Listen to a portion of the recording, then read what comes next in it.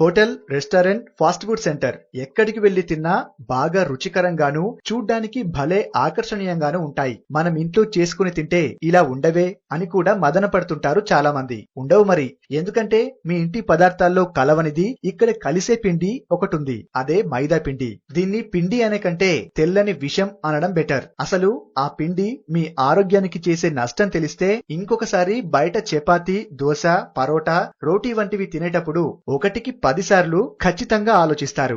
మైదాలో హానికారక రసాయనాలు ఏవుంటాయో ఇప్పుడు చూద్దాం. సేమ్ మన బియ్యం లాగానే 2-3 పాలిషులు వేస్తే తెల్లగా ఎలా అవుతాయో గోధుమల్ని కూడా పాలిష్ చేస్తే మైదా పిండి వస్తుంది. ఈ పిండిని తెల్లగా చేసే క్రమంలో chlorine gas, carbonamide, benzyl peroxide అనే అత్యంత ప్రమాదకరమైన రసాయనాలతో తెల్లగా చేస్తారు. బెంజైల్ పెరాక్సైడ్ శరీరానికి చేసే నష్టాన్ని తెలుసుకుని చాలా దేశాల్లో నిషేధించారు. అంతేకాదు మైదాలో అలోక్సాన్ అనే మరో విష రసాయనం ఉంటుంది. కాబట్టే పిండి ముట్టుకోవడానికి మెత్తగాను చూడ్డానికి తెల్లగాను మెరిసిపోతూ ఉంటుంది. గోధుమ పిండితో పోల్చితే సగం లేదా 3వ వంతు ధరకే లభించే మైదాను ఇప్పుడు అన్ని బేకరీ, హోటల్ ఫుడ్స్ లో ఇష్టారీతిన వాడేస్తున్నారు. ఇందులో ఫైబర్ ఏ మాత్రం ఉండదు. అంటే జీర్ణం కావడం చాలా కష్టమైన పని. దీంతో పేగుల్లో పుళ్ళు సైతం ఏర్పడతాయి. అవి తీవ్రమైన ఇన్ఫెక్షన్లుగా మారి ప్రాణాంతక వ్యాధులకు దారితీస్తాయి. సినిమా పోస్టర్లను అంటించడానికి మైదా పిండినే ఎందుకు ఉపయోగిస్తారంటే అది గోడకు అంత పర్ఫెక్ట్ గా అంటుకుపోతుంది. ఆ పిండితో చేసిన పదార్థాలు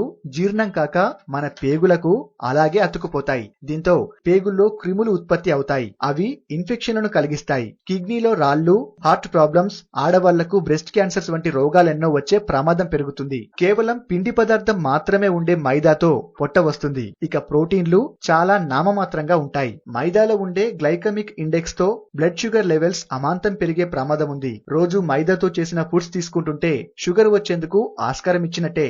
స్వలాభం కోసం కస్టమర్ల ఆరోగ్యాలతో చెలగాటమాడుతున్న ఇలాంటి వారికి తగిన శాస్తి జరగాలంటే మనం తినడం తగ్గిస్తే సరిపోతుంది.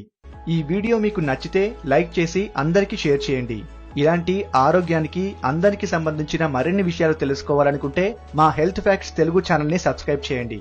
Thank you for watching.